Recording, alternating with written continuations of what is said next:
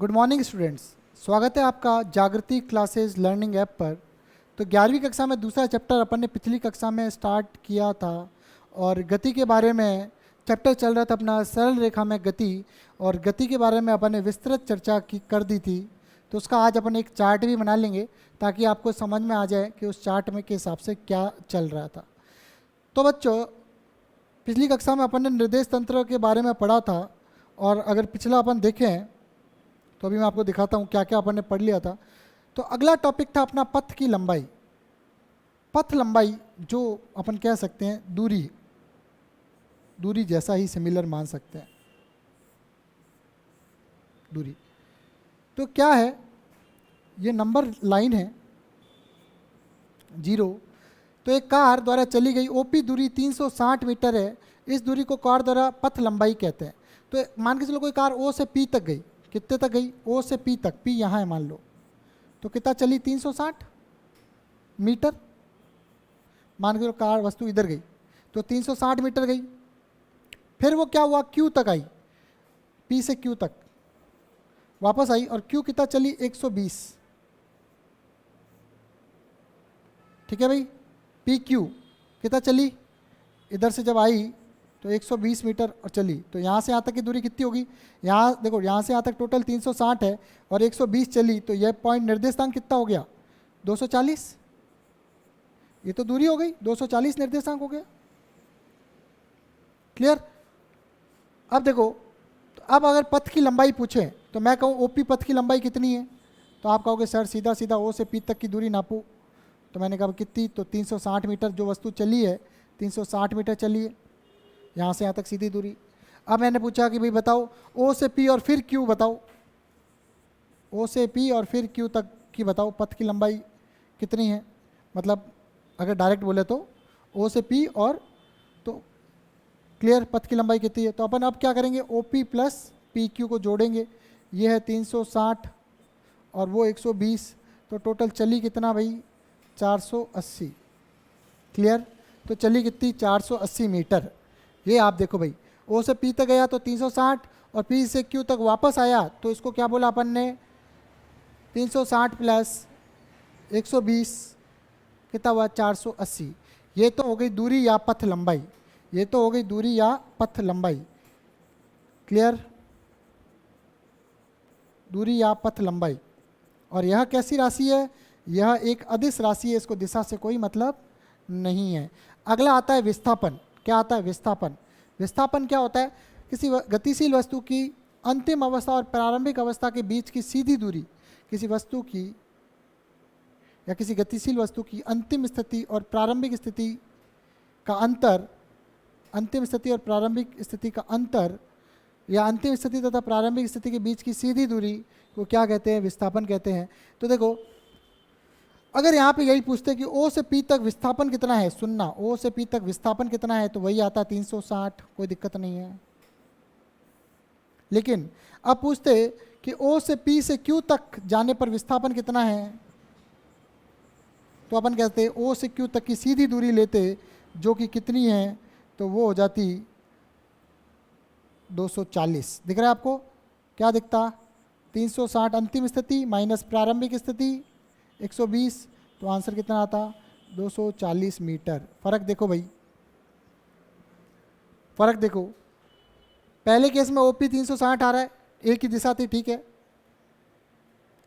लेकिन जब वापस पलट के आया तो ओ से पी से क्यू तक की दूरी कितनी हुई? 360 प्लस 120, 480 हुई।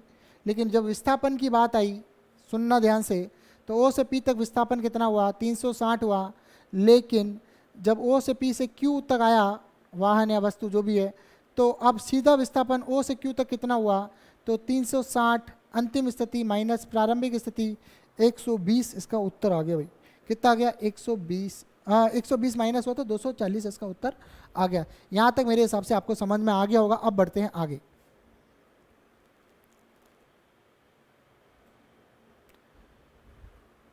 तो यहाँ एक दूसरी वस्तु देखो, यहाँ एक प्रासंगिक होगा कि हम एक दूसरी उपयोगी भौतिक राशि विस्थापन को वस्तु की स्थिति में परिवर्तन के रूप में परिभाषित करें। कल्पना कीजिए कि किसी समय t1 व t2 पर वस्तु की स्थिति क्रमशः x1 व x2 है। तब समय डेल्टा टी बराबर T2 माइनस T1 में उसका विस्थापन जिसे हम डेल्टा एक्स से व्यक्त करते हैं। तो विस्थापन को किससे व्यक्त किया जाता है, अब आपके लिए एक चीज़ पता चल गई। उसका विस्थापन जिसे हम डेल्टा एक्स से व्यक्त करते हैं अंतिम तथा प्रारंभिक स्थितियों के अंतर से व्यक्त किया जाता है। अभी मैंने बताया डेल्टा एक्स बराबर x2 minus x1, delta x बराबर x2 माइनस x1। यहाँ हम ग्रीक अक्सर डेल्टा का प्रयोग कर रहे हैं जिसका अर्थ क्या है, जो परिवर्तन के लिए किसी राशि में परिवर्तन को व्यक्त करने के लिए करते हैं। तो ये जो डेल्टा है इसके बारे में अगर लिखना चाहें तो डेल्टा जो है किसी राशि के परिवर्तन और अल्प होने को, अल्पांश को दर्शाता है। क्या होता है, परिवर्तन को या अल्पांश को या थोड़ी चीज़ को दर्शाता है। तो डेल्टा किसको दर्शाता है, या तो परिवर्तन को दर्शाता है या किसी के अल्पांश को दर्शाता है। यदि x2 is greater than x1 है तो डेल्टा x धनात्मक होगा, परंतु यदि इसका उल्टा है तो डेल्टा x ऋणात्मक होगा। सीधी सी बात है, आपको दिख रहा है यहाँ पे, ज़्यादा समझाने की बात नहीं है। यहाँ आपको लग रहा है कि x2 ग्रेटर देन x1 होगा तो ये पॉजिटिव आएगा, तो निश्चित रूप से विस्थापन कैसा होगा, पॉजिटिव। और जब x2 कम होगा x1 से तो निश्चित रूप से कैसा होगा, नेगेटिव। कोई बड़ी बात नहीं है। ऐसी स्थितियों को सदिश द्वारा निरूपित किया जाता है। आप सदिशों के विषय में अगले अध्याय में पढ़ेंगे। इस अध्याय में हम एक सरल रेखा के अनुदिश सरल गति, जिसे हम एक रेखीय गति कहते हैं, के विषय में ही पढ़ेंगे। एक विमीय गति में केवल दो ही दिशाएं होती है, अग्रवर्ती पश्चगामी, अधोगामी और ऊर्ध्वगामी, दो ही दिशाएं होती है भाई एक विमीय में। क्या होती है, अग्रवर्ती पश्चगामी और अधोगामी और ऊर्ध्वगामी।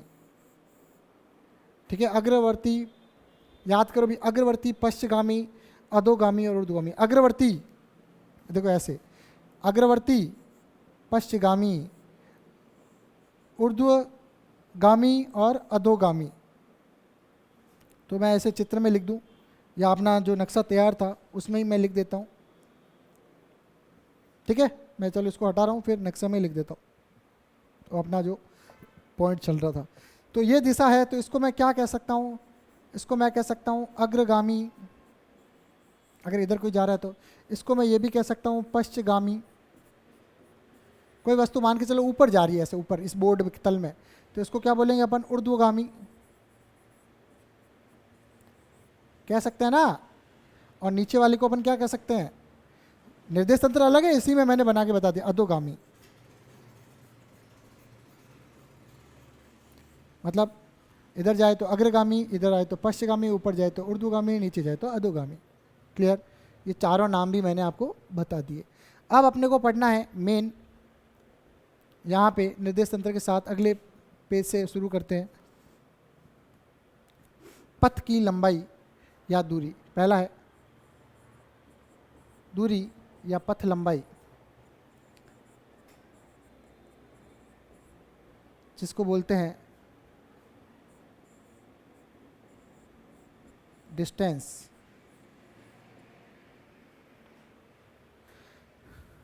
दूरी, पथ लंबाई या इसको कहते हैं दूरी।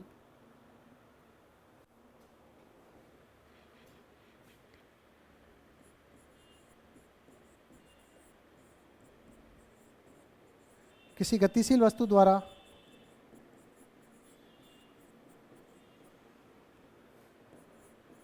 तय की गई वास्तविक पथ लंबाई, वास्तविक पथ लंबाई को दूरी कहते हैं। वास्तविक पथ लंबाई को दूरी कहते हैं।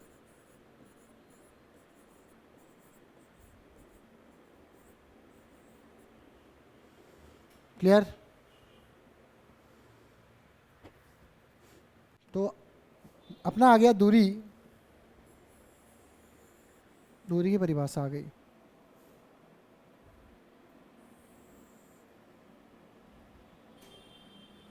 ठीक है, दूसरा है, इसी के साथ ही अपन करेंगे। तो अगला मैं करूँगा विस्थापन, साथ में पढ़ेंगे दूरी और विस्थापन दोनों ही, और फिर उदाहरण से समझने की कोशिश करेंगे। दूसरा है विस्थापन, जिसको बोलेंगे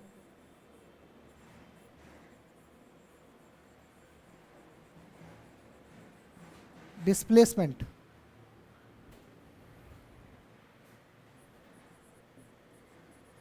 किसी गतिशील वस्तु की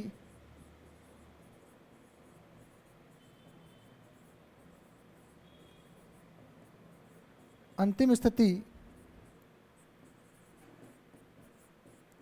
तथा प्रारंभिक स्थिति, अंतिम स्थिति तथा प्रारंभिक स्थिति के बीच की दूरी को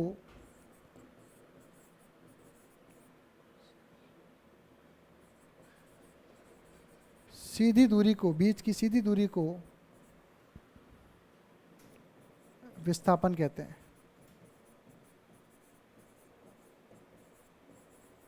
क्लियर? अब देखते हैं, ये इसकी परिभाषा हो गई। यह एक अदिश राशि है,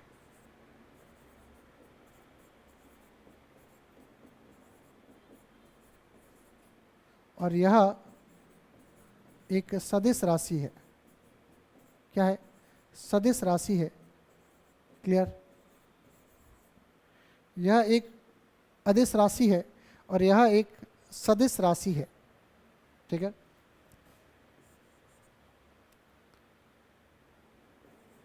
इसका मात्रक भी क्या होता है? मीटर, और मात्रक इसका भी क्या होगा? मीटर। क्लियर? मात्रक दोनों का क्या होगा? मीटर।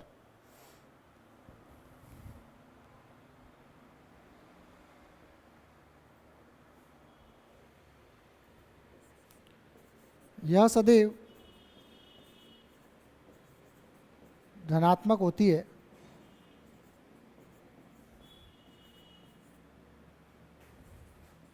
यह पॉजिटिव, नेगेटिव व शून्य हो सकती है। ये पॉजिटिव, नेगेटिव व शून्य हो सकती है। क्लियर भाई? यह सदैव धनात्मक होती है, वह पॉजिटिव, नेगेटिव और शून्य हो सकती है।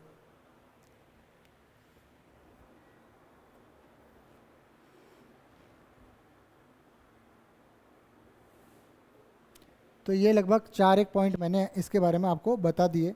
अब एक उदाहरण देखेंगे।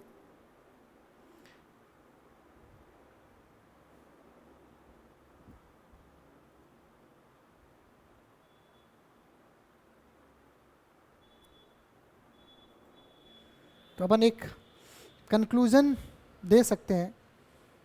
क्या दे सकते हैं? दोनों में दे सकते हैं।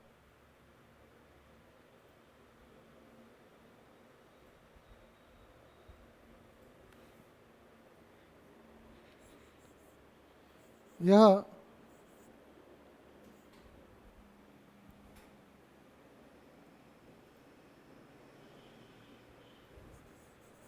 दूरी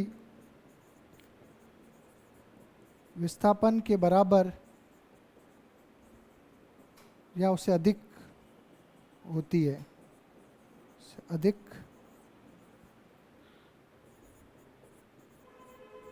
दूरी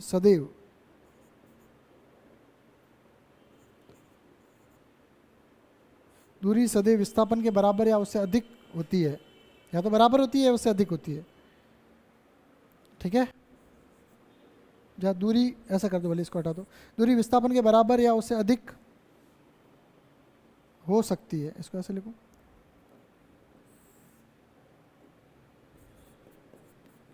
हो सकती है। इसका उल्टा करते हैं। देखो कैसे बताएंगे इसको, ऐसे बताएंगे, दूरी is always greater than equals to विस्थापन। इसका उल्टा बना देंगे कि विस्थापन दूरी के बराबर या उससे कम होता है। ठीक है? विस्थापन दूरी के बराबर या उससे कम हो सकता है या होता है। होता है ही कर दो, इधर भी होता है ही कर देना, क्योंकि होता ही है, फिक्स है, उसमें क्या दिक्कत है। ठीक है? चलो, ये हो गए भाई दूरी और इसके। अब एक उदाहरण देखा था, उदाहरण देख लेते हैं। इसमें बताओ दूरी कितनी है, विस्थापन कितनी है, तो एक उदाहरण मैं यहाँ करा देता हूँ।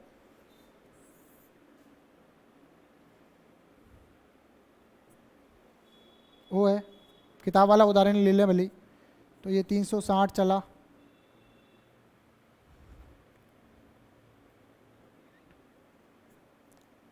और ये 240 ओ पी, और ये हो गया क्यू। तो मैंने अभी आपको बताया था ओ से पी तक, ओ से पी से क्यू तक, ठीक है, क्लियर? ये यहाँ तक दिख रहा है?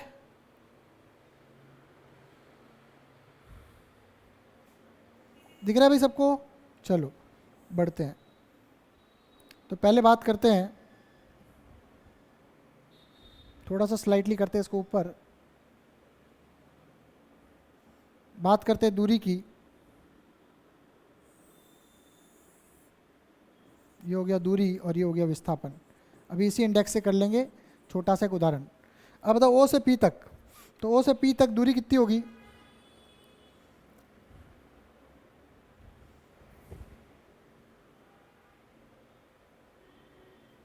चलो इसका उदाहरण जो है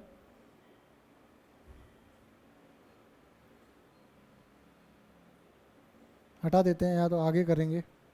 चलो इसका उदाहरण अपन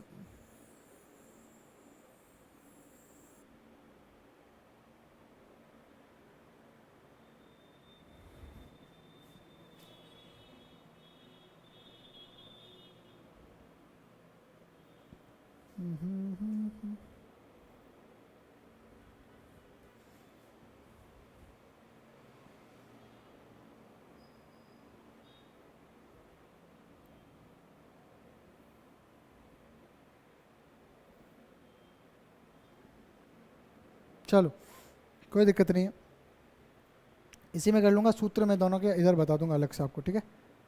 चलो दूरी ओ से पी तक दूरी कितनी है? यहाँ से यहाँ तक पी तक सीधा सीधा आपको दिख रहा है 360, क्लियर? ओ से पी से क्यू तक की दूरी कितनी होगी? तो आपको पता है कि यहाँ से यहाँ तक ये कितना आया था, 120। अभी देखा था अपन ने, किताब में लिखा हुआ है। तो पहले 360 गया और फिर 120 आया, तब ये 240 पे पहुँचा। तो अपन इसको कैसे लिखेंगे? 360 प्लस 120 बराबर कितना हुआ? 480 मीटर, क्लियर? अब देखो विस्थापन की बात करें, विस्थापन की बात करें तो ओ से पी तक कितना हुआ? वो तो सीधा ही जाएगा। ओ से पी तक अंतिम स्थिति 360 माइनस प्रारंभिक स्थिति 0, तो 360 ही उत्तर हुआ। अब अगला सवाल देखिए ध्यान से, ओ से पी से क्यू तक, तो ओ से पी से क्यू तक ये दोनों स्थितियां हैं। अंतिम स्थिति कितनी है? 240 निर्देशांक देखे तो, माइनस प्रारंभिक कितना है? 0, तो आंसर कितना आएगा? 240 मीटर, क्लियर? तो पहले केस में तो वही आया, लेकिन दूसरे केस में आंसर दोनों के अलग अलग आए हैं। ये आपको ध्यान रखना है प्यारे बच्चों। इधर आ जाओ, इसका सूत्र बता दें एक, और इसका भी सूत्र बता देते हैं, क्लियर? इसका सूत्र क्या होगा? ठीक है, अगर सूत्र अगर लेना ही है, दूरी निकालनी है, तो दूरी बराबर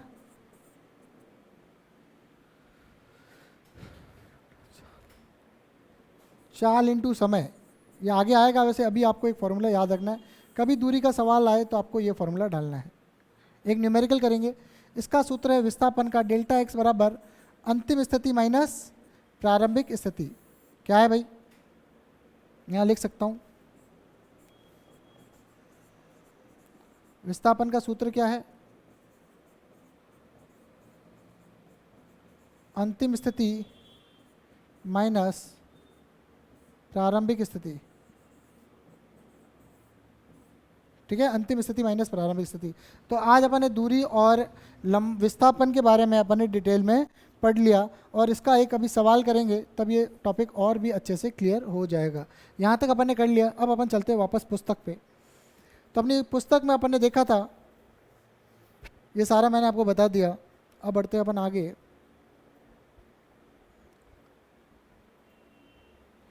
ये सब मैंने जो इस नंबर लाइन से आपको समझा दिया, आप समझ गए होंगे, ठीक है। थोड़ा सा और समझा देता हूँ यहाँ पे एक आधा उदाहरण कि इस विस्थापन का परिमाण 360 है तथा इसकी दिशा x धनात्मक दिशा में होगी। तो देखो जनरली जब एक विमीय गति पढ़ते हैं तो दिशा दो ही लेते हैं। क्या लेते हैं? दिशा क्या लेते हैं? पॉजिटिव और माइनस ही लेते हैं, ध्यान रखना। इस पूरे चैप्टर में जो अपने दिशाएं होगी अपन एक्स एक्स वाई एक्स वगैरह ले सकते हैं, लेकिन अपन जो दिशा लेगी वो सिर्फ पॉजिटिव और नेगेटिव लेंगे। जब मूल बिंदु के इधर होंगे तो पॉजिटिव लेंगे और इधर होंगे तो माइनस लेंगे, बस ये ध्यान रखना। दो ही दिशाएं होगी, प्लस और माइनस। क्लियर? पी से क्यू तक विस्थापन 240 मीटर माइनस क्या लिखा हुआ है? पी से क्यू तक। देखो अब मान के चलो वो पूछे, सवाल पूछ लिया, मान के चलो पी से दूरी तो आपको पता है जितनी होती जाए जुड़ती जाएगी। अगर मैं पूछूं ओ से, सुनना, ओ से पी से क्यू से आर, दूरी बताओ और विस्थापन बताओ।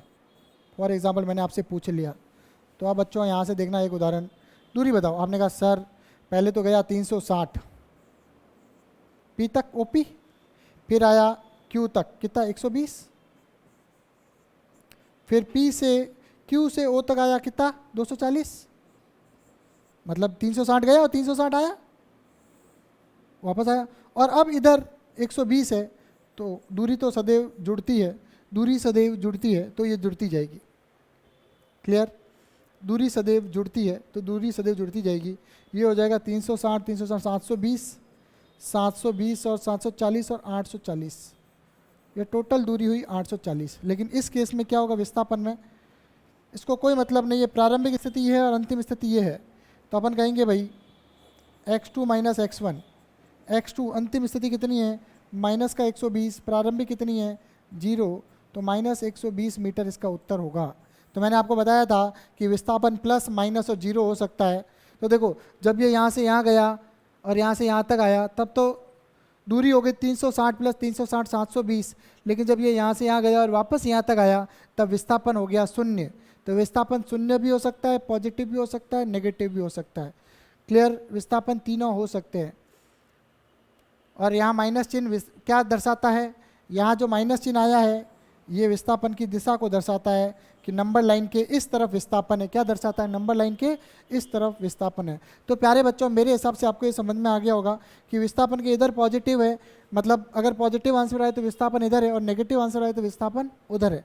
क्लियर है? यहाँ तक समस्या नहीं होनी चाहिए आपको मेरे हिसाब से। फिर बढ़ते हैं अपन आगे,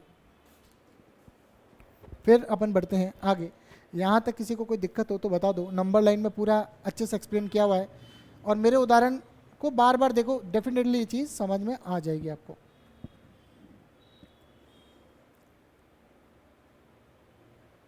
क्लियर? तो क्या लास्ट लाइन पढ़ लो। आते वस्तु की एक विमीय गति के कारण विवरण के लिए एक सदिश संकेत का उपयोग करना आवश्यक नहीं है। एक विमीय के लिए जैसे मैंने अभी बताया था ना, आई जे के सदिश संकेत का मतलब आई कैप जे कैप के कैप, मैंने बताया था अभी। ये एक विमीय के लिए करना जरूरी नहीं, लेकिन अगले चैप्टर में तो करना ही पड़ेगा, इसलिए आप एक विमा में भी कर सकते हो, उससे कोई फर्क नहीं पड़ेगा। ठीक है, चलो इसको मैं हटाता हूँ, आगे बढ़ता हूँ। जिसने नोट नहीं किया जल्दी से 10 सेकंड में नोट करिए, जल्दी से नोट करिए या वीडियो को पॉज करिए, फिर मैं इसको बढ़ा रहा हूँ आगे।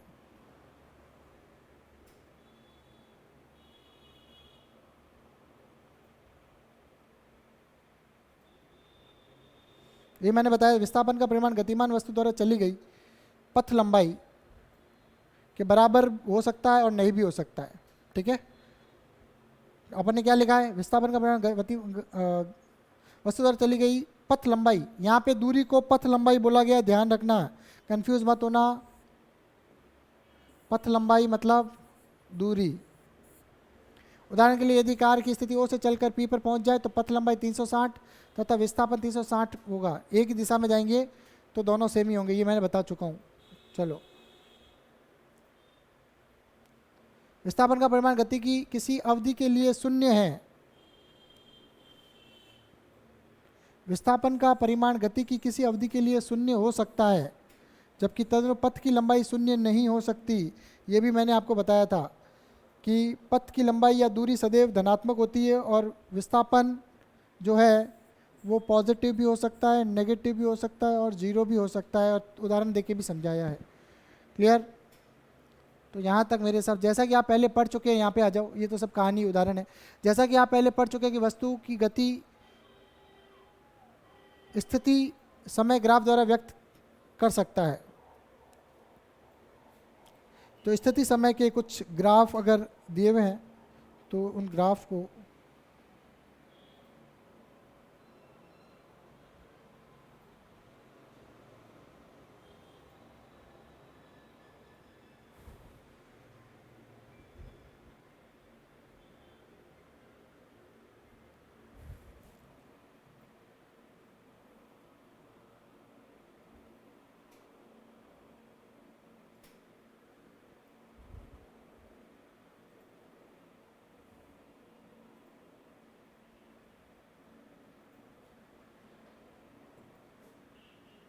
तो अपने को देखो ये पढ़ना है।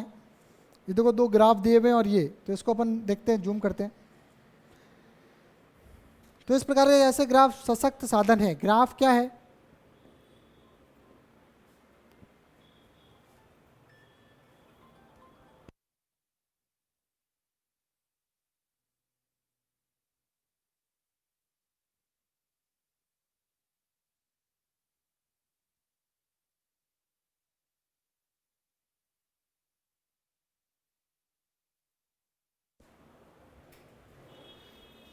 तो यहाँ थे, अभी अपन ने देखे थे ग्राफ। तो ग्राफ ऐसे सशक्त साधन है जिनके माध्यम से वस्तु की गति के विभिन्न पहलुओं का निरूपण विश्लेषण आसानी से किया जा सकता है। बहुत ही इंपॉर्टेंट होते हैं ग्राफ बेटा, पूरी कहानी बता देते हैं। जैसे आप क्रिकेट देखते हो तो क्रिकेट में नहीं आता ग्राफ बने हुए कि किस ओवर में कितने रन हुए, तो उसका एक ही ग्राफ, हर एक चीज़ अगर वो बोल बोल के बताए, इससे अच्छा एक ही ग्राफ में आपको पता चल जाता कि अच्छा 5वें ओवर में ज़्यादा रन बने या नहीं, 15वें ओवर में ज़्यादा रन बने नहीं, 18वें में ज़्यादा बने, वो सब आपको किससे पता चल जाता है? ग्राफ से। तो यहाँ पे भी फिजिक्स में भी ग्राफ का बहुत अहम रोल है। फिजिक्स में भी ग्राफ का बहुत अहम रोल है। तो अपन यहाँ पे देख सकते हैं कि विभिन्न पहलुओं का निरूपण और विश्लेषण जो है आसानी से किया जा सकता है। क्लियर? किसी सरल रेखा जैसे एक्स अक्ष के अनुदिश गतिमान वस्तु के लिए समय के साथ केवल एक्स निर्देशांक ही परिवर्तित होता है। इस प्रकार हमें एक्स टी ग्राफ प्राप्त होता है। देखो टी समय के साथ अगर एक्स परिवर्तित होता है तो हमें एक्स टी ग्राफ मिलेगा, टी समय के साथ वाई चेंज हो तो वाई टी मिलेगा, टी के साथ अगर जेड परिवर्तित हो तो ग्राफ मिलेगा जेड टी मिलेगा। कोई बड़ी बात नहीं है। हम सर्वप्रथम एक सरल स्थिति पर विचार करेंगे जिसमें वस्तु उदाहरणतः एक कार x बराबर 40 मीटर पर स्थित है। ऐसी वस्तु के लिए स्थिति समय ग्राफ समय अक्ष के समांतर एक सीधी रेखा आएगी। देखो एक कार कहाँ है? x बराबर 40 पर है।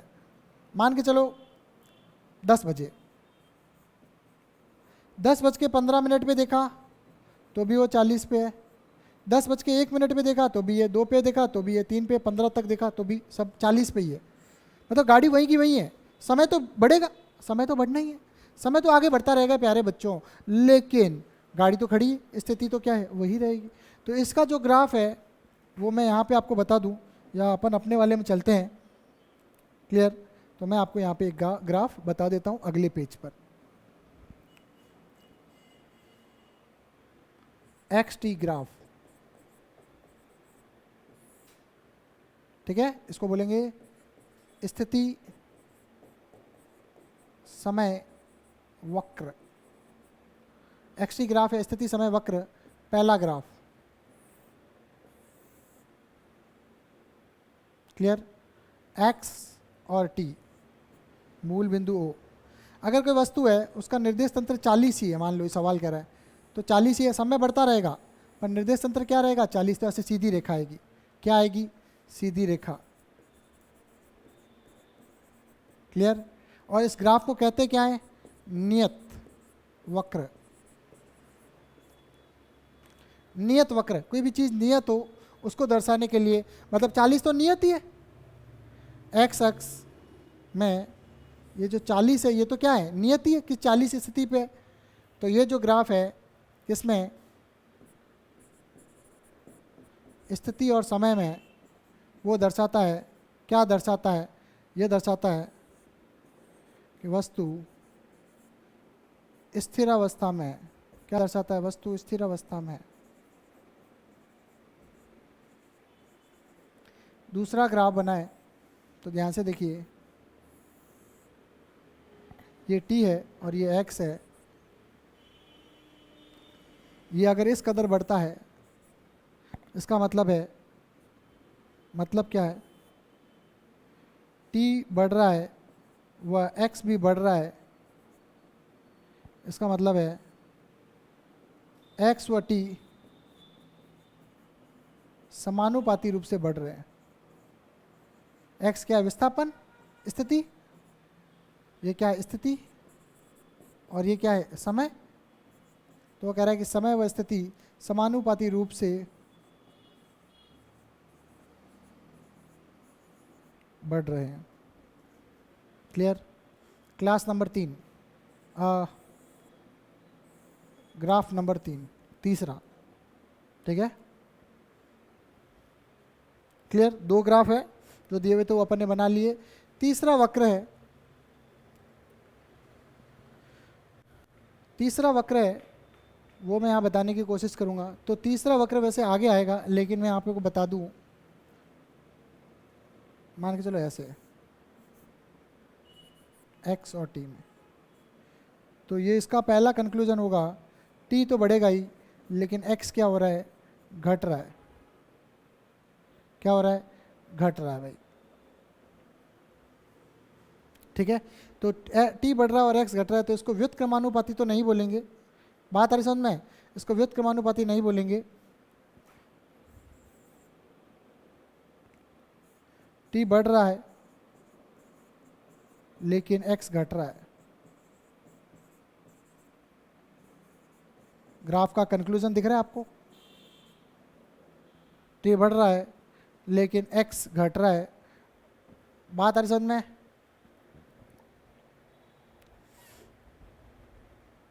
क्लियर?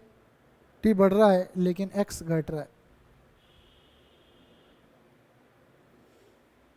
ठीक है, इन्हीं ग्राफ को आगे अपन और डिटेल में पढ़ेंगे जब अपन वेग पढ़ लेंगे। इन्हीं ग्राफ को वापस मैं रिपीट करूंगा।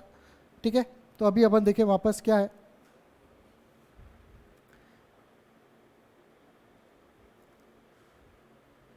तो x बराबर 40 पर स्थित है। ऐसी वस्तु के लिए स्थिति समय, मैं यहाँ से देख रहा हूँ, ऐसी वस्तु के लिए स्थिति समय ग्राफ समय अक्ष के समांतर एक सीधी सरल रेखा होता है, जैसा कि चित्र में दर्शाया गया है। यदि कोई वस्तु समान समय अंतराल में समान दूरी तय करती है तो उस वस्तु की गति एक समान गति कहलाती है। इस प्रकार की गति का समय ग्राफ दिखाया गया है। ये कैसा है? एक समान गति। ग्राफ में अगर दिखा दूं, ये इस तरह से। अब हम उस कार की गति पर विचार करेंगे जो मूल बिंदु O से t बराबर पर स्टार्ट, विराम अवस्था से स्टार्ट होती है और इसकी चाल उत्तरोत्तर t बराबर 10 सेकंड तक बढ़ती है। उसके बाद वह t बराबर 18 सेकंड तक एक समान चाल से चलती है और इस समय इसमें ब्रेक लगाया जाता है, जिसके परिणाम स्वरूप वह 20 सेकंड पर और x बराबर 296 मीटर पर रुक जाती है। ऐसी कार की गति। तो तीनों ग्राफ देखो, मैं इसको समझाता हूँ।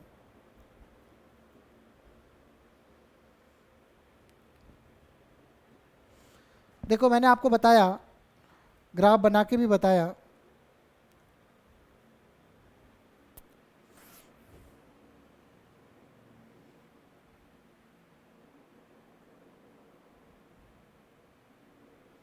यह स्थिर स्थिर कार कैसी है? स्थिर अवस्था की शर्त है। ये जो ग्राफ है एक समान गति का ग्राफ है। एक समान गति, दोनों बढ़ रहे हैं ना समानुपाती रूप से, यह एक समान गति का। और ये जो ग्राफ है वो है परिवर्ती गति का दर्शा रहा है। किसको दर्शा रहा है? परिवर्ती गति को। तीनों के ग्राफ आपके सामने परिवर्ती गति को दर्शा रहे हैं। ठीक है, तो 3 चीज़ें हो गई। स्थिर अवस्था का ग्राफ आ गया x और t में। किसमें ग्राफ किसमें है? x और t में, x और t में और x और t में परिवर्ती गति हो गई। ठीक है, तो तीसरे ग्राफ का कंक्लूजन यहाँ पे देख लो, बुक में लिख लेना चित्र के ऊपर ही। मैं इसको बढ़ाता हूँ आगे। ठीक है, क्लियर? तो बच्चों आज हम यहाँ पे देखेंगे कि ये ग्राफ मैंने आपको समझा दिए, लेकिन एक महत्वपूर्ण बात है कि इन ग्राफ के अंदर भी कुछ रीडिंग करना होता है जो धीरे धीरे अपने कॉन्सेप्ट में इंक्लूड होगा। कैसा इंक्लूड होगा? धीरे धीरे अपने कॉन्सेप्ट में इंक्लूड होगा। ये 3 चित्र है, आपने देखा होगा। तो जैसा कि अपन ने पढ़ा, ये स्थिर रेखा, तो इन तीनों के ऊपर अगर शॉर्ट में कहूँ तो ये स्थिर अवस्था का ग्राफ है। ठीक है, यह एक समान गति का ग्राफ है। अभी अपन ने देखा था क्या है, एक समान गति, दोनों समान रूप से बढ़ रहे हैं तो इसको एक समान गति का वक्र है। क्लियर बात हरिचंद में? इसमें क्या हो रहा है, दोनों घट रहे हैं, समानुपाती रूप से घट रहे हैं, पर घट मतलब एक बढ़ रहा है दूसरा घट रहा है, तो इसको बोलेंगे क्या कि एक समान रूप से घटता हुआ ग्राफ है। कैसा है? वेग देखो, वस्तु मान के चलो यहाँ 40 की स्थिति थी, अब इसकी स्थिति कितनी हो गई, मान के चलो 20। क्लियर? और समय मान के चलो उतना ही लग रहा है, समय उतना ही लग रहा है। तो ये सिर्फ यहाँ पे आपको दिशा शो कर रहा है। क्या शो कर रहा है? दिशा शो कर रहा है, बाकी कुछ भी नहीं है, बाकी कुछ भी नहीं है, आपको दिशा शो कर रहा है बस। बाकी ये ऐसे है, और ये भी एक समानुपाती रूप ही कहेंगे इसको, इसको कोई व्युत्क्रमानुपाती नहीं कहेंगे। ये दोनों ही बात आ रही समझ में, ये दोनों ही समानुपाती रूप से है, दोनों ही समानुपाती रूप से है, ध्यान रखना। क्लियर? और मैं आपको पुनः बता दूं यहाँ पे कि यहाँ पे जब भी माइनस चिन्ह आएगा तो दिशा को बताएगा या घटने को बताएगा। ठीक है, और तीसरा अगर कभी माइनस बल में आया तो वो आकर्षण को बताएगा। 3 चीज़ें ध्यान रखना भाई। माइनस चिन्ह 3 चीज़ों को दर्शाएगा, दिशा को, किसी वस्तु या किसी भौतिक राशि के घटने को, या आकर्षण को। 3 चीज़ों को दर्शाएगा। कौन? अब इसने एक जो कहानी में वक्र बोला वो भी मैं बना देता हूँ। उसने कहा कि पहले तो बढ़ रहा है, तो भाई ये बना दिया। फिर उसने कहा स्थिर है, भाई ये बना दिया। फिर उसने कहा घट रहा है, फिर ये बना दिया। तो ये ग्राफ किताब ने जो बोला उसके अकॉर्डिंग ये बनेगा, जो किताब में बना हुआ नहीं है, इस तरह का ग्राफ। क्लियर? इस तरह का ग्राफ जो किताब ने लास्ट पैराग्राफ जो अपन ने रीड किया था उसमें इस तरह का ग्राफ बनेगा। आगे और डिटेल में पढ़ेंगे, अभी इतना ही। अब अगले अपने टॉपिक आगे इसी से रिलेटेड, औसत वेग तथा औसत चाल। क्या टॉपिक आगे भाई? औसत वेग तथा औसत चाल। तो अभी जब दूरी और विस्थापन पढ़ा, उसी तरह औसत वेग व औसत चाल भी पढ़ना है। वेग चाल पढ़ना है, औसत वेग औसत चाल पढ़ना है, तात्क्षणिक वेग तात्क्षणिक चाल पढ़ना है। तो आज की क्लास में जितना पढ़ाया आप उसको जल्दी से एक बार देखिए, फिर अपन आगे बढ़ते हैं।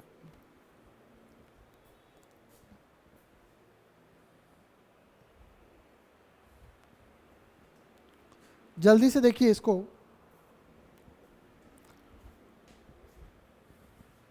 तो अपन ने ग्राफ देख लिए।